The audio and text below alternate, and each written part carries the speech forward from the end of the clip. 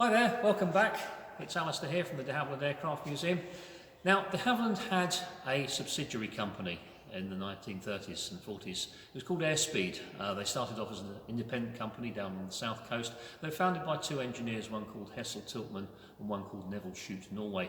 Now, you may know Neville Shute Norway because he was, of course, the novelist Neville Shute. He left the company during the war, never went back to it, and he became a novelist after the war. Now, Airspeed made substantially the same type of aircraft as de Havilland did, but they ran into some commercial difficulties for the war, and de Havilland took a controlling interest in them, and they eventually became a full subsidiary.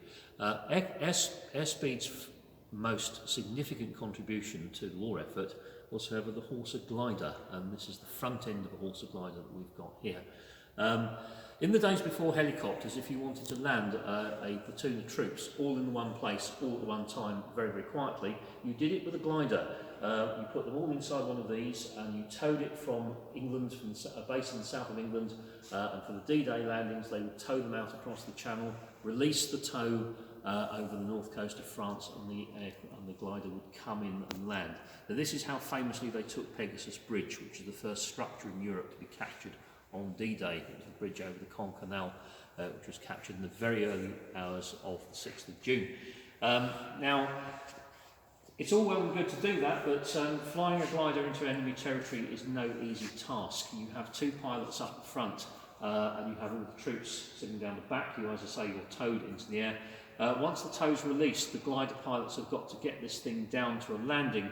The nature of a glider landing is that you only get one go at it. You can't take off and go around again and have another crack at it if you get it wrong. You have to get it right the first time, particularly if you're landing a glider into enemy territory. You have no idea what the ground conditions are going to be like. You are relying on maybe information from the local resistance fighters that it's going to be firm enough for you to get in.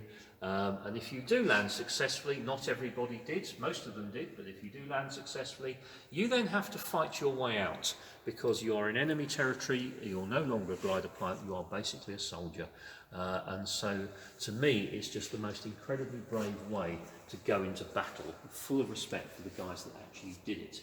But the gliders worked very successfully. After the war, they were, a lot of them were surplus. A lot of them were just chopped up for wood.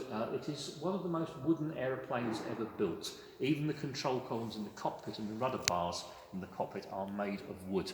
So it's very, very wooden. It's made out of plywood by and large, and we've only got the front half of it. You can see from the model that we've only got the bit that's up the head of the leading edge of the wings. It's a very, very big aircraft overall. After the war, a lot of them survived and got used for all sorts of funny stuff. Some of them got used as chicken coops, some of them got used as schoolrooms, and they put classrooms in them and things like that. This particular one was used as a garage for an MG sports car up at Bicester in Oxfordshire. And we got hold of it many, many years ago and have it on display as a tribute to Airspeed, to the company, and also, of course, as a tribute to the airborne forces who went to war in this remarkable piece of wooden machinery. Horsa glider. Thanks very much. Hope you enjoyed that. See you again soon. Stay safe, stay well, keep in touch.